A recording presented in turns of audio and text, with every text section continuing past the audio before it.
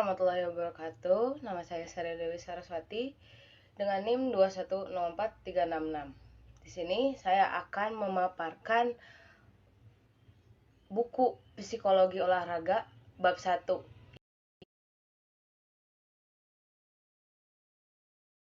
yang berisikan pengertian, tujuan, pendekatan, lalu manfaat, dan masalah dan tantangan. Baik, yang pertama itu saya akan memaparkan tentang pengertian psikologi olahraga. Nah, dalam buku ini, psikologi olahraga itu adalah ilmu yang mempelajari tentang faktor-faktor psikologis yang mempengaruhi partisipasi individu dalam olahraga dan latihan.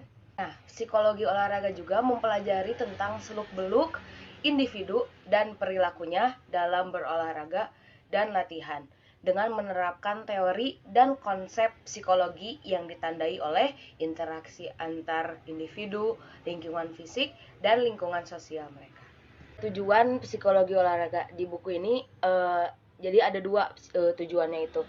Yang pertama itu mempelajari bagaimana faktor-faktor psikologis dapat mempengaruhi fisik individu yang ditujunya. Lalu yang kedua itu memahami bagaimana partisipasi individu tersebut dalam olahraga dapat mempengaruhi secara positif perkembangan kesehatannya dan kesempurnaan psikologi. Lalu di buku ini juga ada model pendekatan psikologi olahraga. Di sini itu ada 4 ya. Yang pertama pendekatan individu, yang kedua pendekatan sosio interaktif, yang ketiga pendekatan multidimensional, dan yang keempat pendekatan sistem. Nah, yang pertama itu pendekatan individual. Pendekatan individual ini jadi setiap individu memiliki tuntutan. Nah, tuntutan yang berbeda-beda, kan orang-orang itu berbeda-beda, jadi tuntutannya yang berbeda-beda di setiap cabur itu kalau dalam olahraga. Misal dalam tuntutan fisik, terus teknik, keuletan, dan ketenangan kan dalam olahraga itu berbeda-beda. Nah, itu menunjuk perilaku berolahraga yang bersifat khusus. Dampak yang ditimbulkan pun berbeda-beda setiap individu dan setiap cabang olahraga. Pendekatan selanjutnya yaitu pendekatan sosio-interaktif.